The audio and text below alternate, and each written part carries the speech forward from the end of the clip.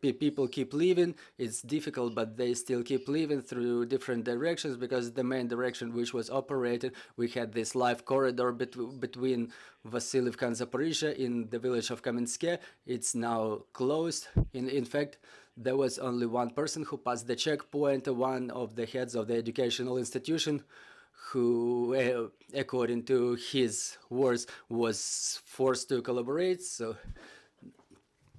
he walked 15 kilometers from Vasylivka to Kamensk.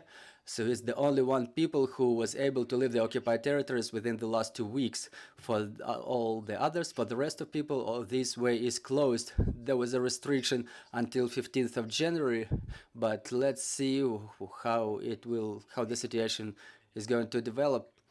There are no signs of soon opening, and that the people will be able to leave. Also, for the New Year's holidays, their so-called commanders' offices imposed different rules as per the martial law during hours or days.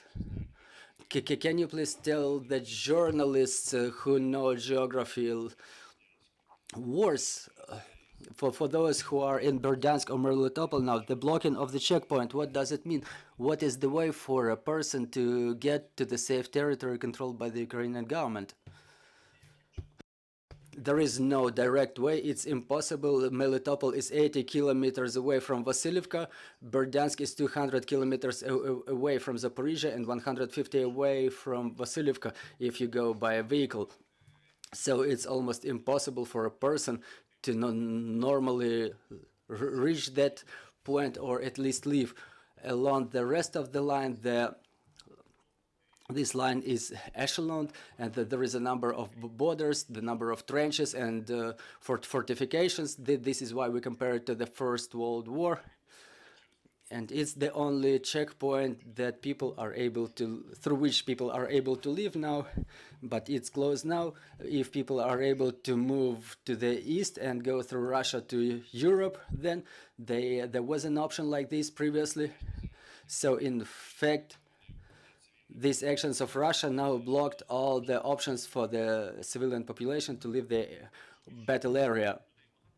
Yes, a lot of people actually left, but the Russians still need the live shield to complicate the battle operations by our armed forces. Thank you. Can you please tell us another question with regard to the shells you just told us and the settlements close to the forward edge of the battle area? Do you still recommend? I know that you used to recommend for the people to leave to the safe areas. Do you still recommend to leave from Gulay-Pole, from Orykhove? Do people listen to your advice, or that's it, or there is almost nobody left over there? What's the situation, and is there enough material to provide the aid for the injured ones, and what's the time of arrival to those places where people get injured? Well, the ambulance trucks keep working. People are being delivered with the cars, with the vehicles. It's not so far from the regional center. The regional hospital is pretty close. There is a children's hospital nearby. Such aid is provided. Both military and civil doctors and medics keep helping. If it's close to the forward edge of the battle area, military medics keep supporting the people. They keep, mostly the military ones keep helping people, and they reload the injured ones to the civil ambulances and then transport them to the civil hospitals. Everything is being documented by video, and their desire or lack of desire is being documented either in video or on paper. The number of people left in their communities is around 15%. This is their opinion, and the legislation in effect doesn't let us to forcibly evacuate them. As to the children, there's not a big number of children left there, but we would like to have this opportunity to remove children from areas under sufficient threat. Yes, about 15% of population is left in those areas. Can you please detailize the number of children in that area?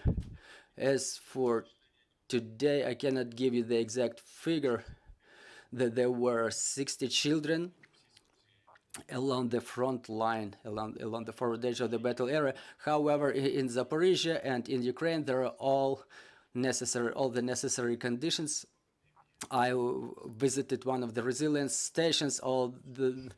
There are the conditions created for staying, and children can get education there. The ventilation and toilet, everything is outfitted in the shelter underground. The internally displaced population lives there from Horikhovo, Volnovakha, and Mariupol, and they feel all right. However, some people still take their stance, like which results in the loss of those boys in Horikhovo and the employees of the social services and the Stepnohirsk community. They were injured and died. Thank you, Oleksandr Starukh, the military governor of Zaporizhia region. In 15 minutes, we will be talking about the situation in Kherson region. Mr. Oleksandr, thank you for this conversation.